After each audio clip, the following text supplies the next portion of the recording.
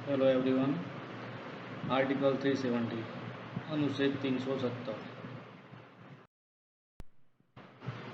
इतिहास।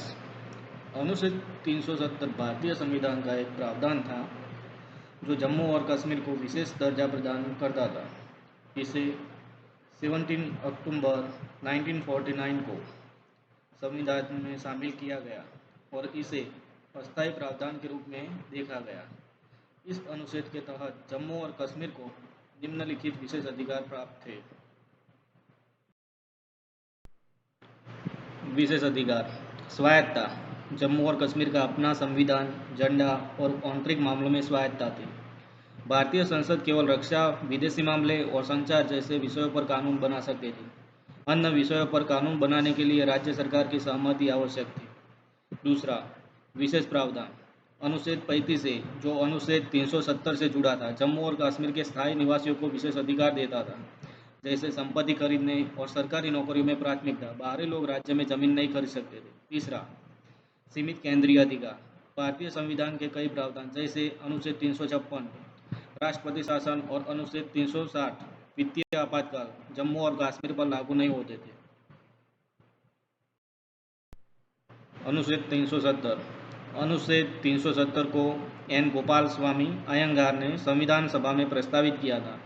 यह उस समय की परिस्थितियों का परिणाम था जब जम्मू और कश्मीर ने 1947 में भारत के साथ विलय पत्र यानी इंस्ट्रूमेंट ऑफ एक्सेशन पर हस्ताक्षर किए। यह प्रावधान जम्मू और कश्मीर की संविधान सभा को यह तय करने का अधिकार देता था कि भारतीय संविधान के कौन से हिस्से राज्य में लागू होंगे। 1956 में जम्मू और कश्मीर की संविधान सभा भंग हो गई, जिसके बाद अनुच्छेद 370 को स्थायी माना जाने लगा। अनुच्छेद 370 को निरस्त करना यानी नाबूद करना। 5 अगस्त 2019 को भारत सरकार ने अनुच्छेद 370 को प्रभावी रूप से निरस्त कर लिया।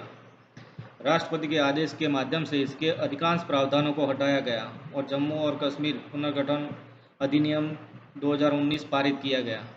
इसके तहत जम्मू और कश्मीर को 2 केंद्र शासित प्रदेशों में विभाजित किया गया, जम्मू और कश्मीर विधानसभा के साथ और लद्दाख बिना विधानसभा।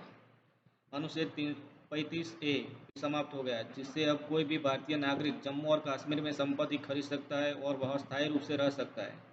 भारतीय संविधान अब पूरी तरह से जम्मू और कश्मीर पर लागू है। सुप्रीम कोर्ट का फैसला। 11 दिसंबर 2023 को सुप्रीम कोर्ट ने अनुच्छेद 370 को निरस्त करने के फैसले को संविधान रूप से वैध ठहराया। कोर्ट ने कहा कि यह एक अस्थायी प्रावधान था और इसे हटाने से जम्मू और कश्मीर का भारत के साथ एकीकरण मजबूत हुआ। अनुच्छेद 370 का निरस्तीकरण भारतीय इतिहास में एक महत्वपूर्ण घटना है, जिसने जम्मू और कश्मीर के प्रशासनिक और राजनीतिक ढांचे को पूरी तरह बदल दिया। Thank you for watching. Supreme court का फैसला। 11 दिसंबर 2